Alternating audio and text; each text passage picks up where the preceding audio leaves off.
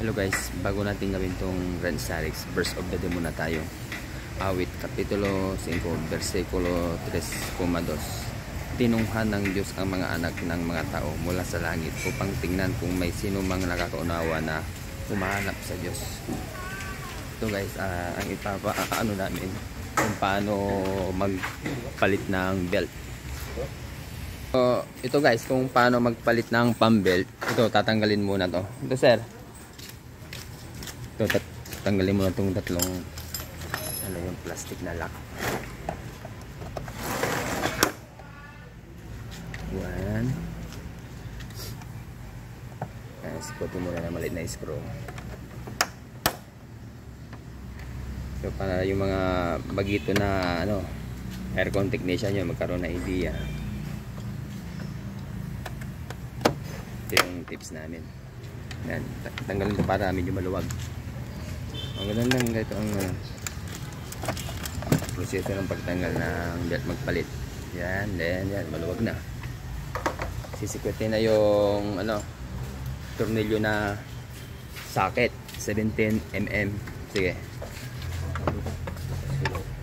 Oh, ano natin yung sandali, yung forma. Minsan pag ano, sandali ito yung forma niya Yung iba pag ano nalilito kung paano yung forma niya ito. Yan, tingnan niyo mabuti Diba pag nakalas na, diba? Yan para may idea, yan. Ganyan yung forma niya Oops, ilalim. Grand Starix to 2008 model.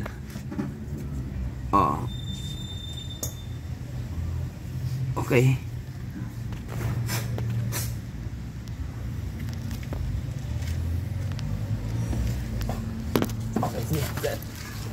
Paano na patanggal? So ganito. Yan. So power handle para mas may puwersa. Tapos angatin mo pataas. Ganyan lang. Bitaw. Yan. Yan tataas. Kalas mo yung belt para may idea. Mas maganda dito. Ayan Sige, taas mo. Ito lang dito sa ano. Yan. Nakuha nyo. Ganun lang, ganun. Pag pag balik, ganun din. Angat. Ganyan lang. Ganun lang. Bitaw. Ayan, di ba? Okay na, may klaro pataas saka power handle. Ganun lang ka-basic magpalit ng belt. Please like and share and subscribe sa my YouTube channel mga guys. Okay, salamat sa Diyos. God bless us all.